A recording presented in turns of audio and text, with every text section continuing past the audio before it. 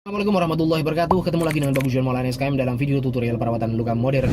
Teman-teman, hari ini saya akan share materi tentang faktor yang mempengaruhi kesembuhan luka yang kedua, yaitu penyakit penyerta.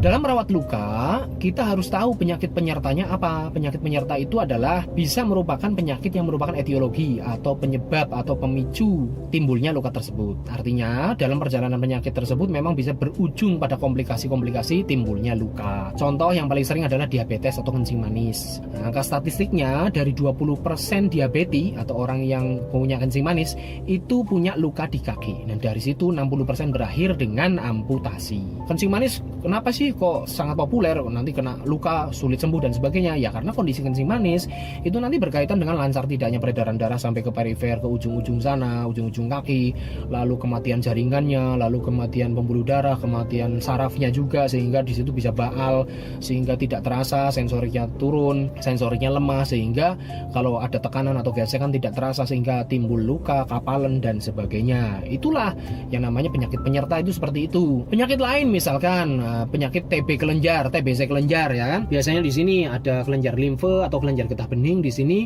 sampai peradangan, sampai infeksi, sampai pecah, timbullah luka. Atau penyakit-penyakit lainnya, ini yang sangat langka nih, ada luka asam urat. Jadi asam urat yang tinggi dan menaun itu ternyata asam uratnya sampai terkumpul di tulang, ini istilah awamnya apa? Tulang kering ya. Tulang kering ini di kaki. Di situ tuh kristal-kristal asam uratnya sampai mencuat mau keluar sampai terjadi luka, jadi kulitnya sampai robek seperti itu. Saya pernah menjumpai seperti itu. Ini sangat langka. Nah, itulah penyakit-penyakit yang bisa memicu timbulnya sebuah luka. Atau bahkan masalah yang contohnya skabies deh. Skabies itu gudigen ya. Ini teman-teman yang asrama, yang pondok itu juga kadang sering seperti itu, kena gudigen. Nah, gudigen ini sampai gudik jagung istilahnya orang awam ya, yang kuning-kuning itu sampai akhirnya luka dan sebagainya. Nah, ini kan luka tapi faktor pemicunya adalah adanya gudigen ini. Nah, penyakit-penyakit penyerta ini kita harus tahu nih. Ada luka, ini lukanya luka apa? Penyebabnya apa? Lah, kalau penyebabnya saja tidak ditangani, gimana lukanya mau sembuh? Ya kan?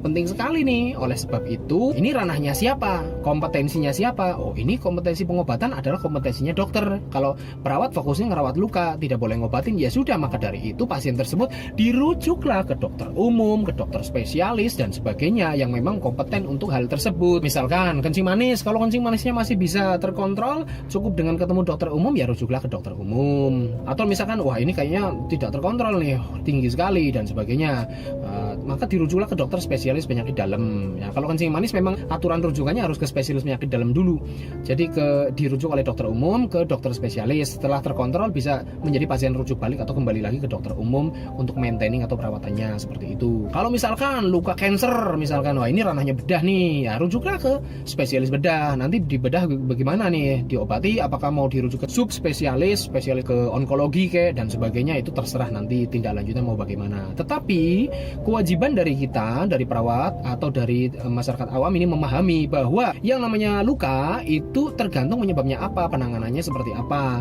Tidak bisa Anda memasrahkan ke perawat luka saja. Tolong nih perawat luka, tolong diobati penyakit saya, luka saya dan sebagainya.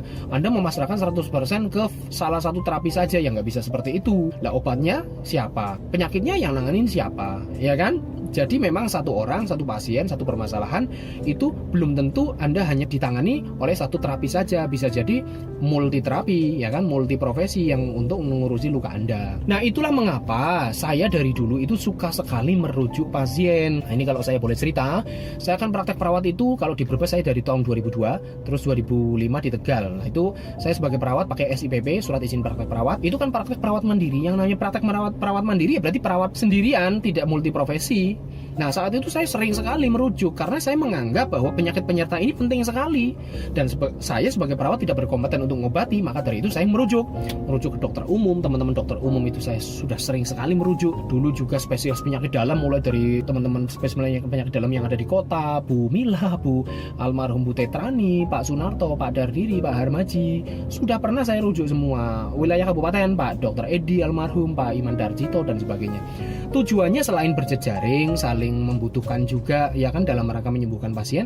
Memang pasiennya itu juga sendiri memang membutuhkan dua terapis tersebut. Jadi nggak bisa single terapi Anda memasrahkan permasalahannya baik luka dan juga penyakit penyertanya kayak gitu terhadap satu terapi, nggak bisa. Karena kompetensi tenaga kesehatan itu juga beda-beda. Maka dari itulah saya sampai sekarang membuat klinik Pratama. Di situ udah multi terapi, multi profesi, ada dokter, ada perawat, ada apoteker dan sebagainya. Dengan tujuan apa? Dengan tujuan biar semuanya sudah tersedia dalam layanan satu pintu. Anda ke situ sudah lengkap, lukanya yang ditangani oleh perawat, lalu penyakitnya ditangani oleh dokter. Kalau tidak sanggup pun pasti akan kami rujuk ke spesialis, ya kan? Karena ranah-ranahnya juga antara dokter umum dengan dokter spesialis itu beda-beda.